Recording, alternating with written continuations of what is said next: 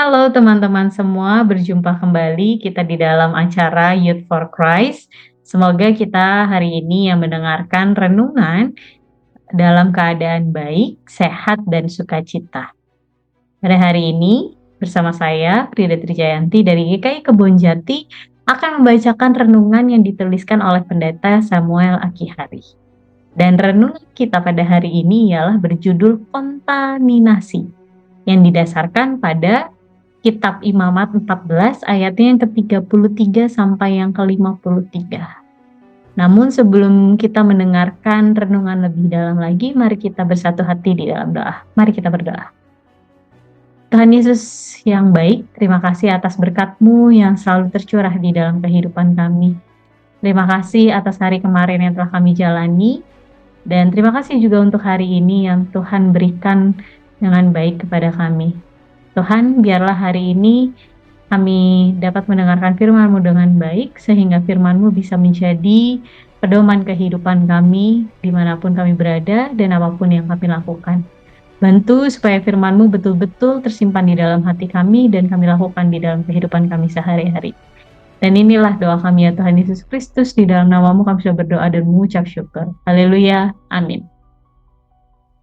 Teman-teman, yang menjadi pusat refleksi kita pada hari ini adalah dari Imamat 14 ayatnya yang 40.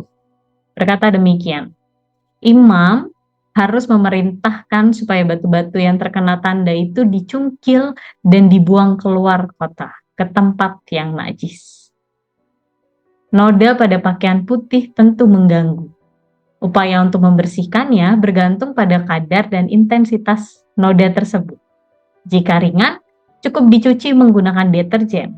Namun, jika noda membandel, tentu diperlukan perlakuan yang khusus. Misalnya, dengan menggunakan pemutih yang mengandung sodium perkarbonat, apabila noda tidak dapat dihilangkan, kemungkinan pakaian putih itu tidak akan dipakai lagi, atau bahkan dibuang.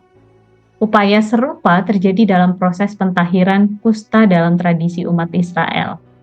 Imamat 14 ayatnya yang ke-33 sampai 53 menguraikan tentang prosedur yang harus dilakukan ketika seseorang atau rumah terkena penyakit kusta ketika umat Israel telah memasuki tanah Kanaan.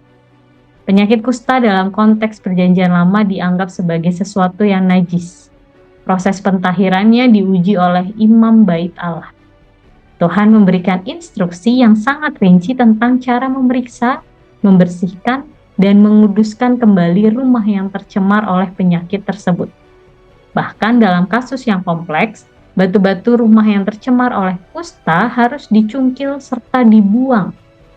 Dari proses ini kita dapat melihat pentingnya tindakan untuk membersihkan dan menjaga kehidupan, baik secara spiritual maupun sosial dalam kehidupan sehari-hari.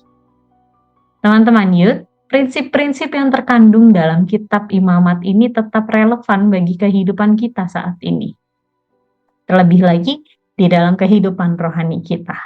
Seperti rumah yang tercemar karena penyakit, bangunan relasi kita dengan Tuhan juga dapat terkontaminasi oleh pengaruh buruk, kebiasaan yang tidak sehat, dan berbagai hal negatif yang berasal dari pengaruh teman atau media sosial.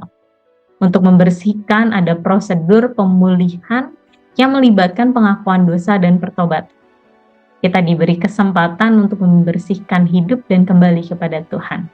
Oleh karena itu, janganlah sia-siakan anugerah dan kesempatan yang diberikan oleh Tuhan. Mari kita berdoa.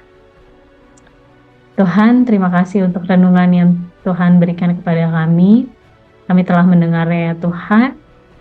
Banyak hal yang terjadi di dalam kehidupan kami. Faktor-faktor di luar kehidupan kami, banyak hal buruk yang terjadi ya Tuhan. Tetapi bantu kami supaya kami bisa menjaga hidup kudus kami di hadapan-Mu. Biarlah apapun yang terjadi di sekitar kami bisa tetap menjadi terang dan garam di dalam kehidupan kami. Bantu kami ya Tuhan, supaya kami bisa hidup sesuai dengan kehendak Tuhan saja. Inilah doa kami ya Tuhan Yesus Kristus, di dalam nama-Mu kami sudah berdoa dan mengucap syukur. Haleluya, amin.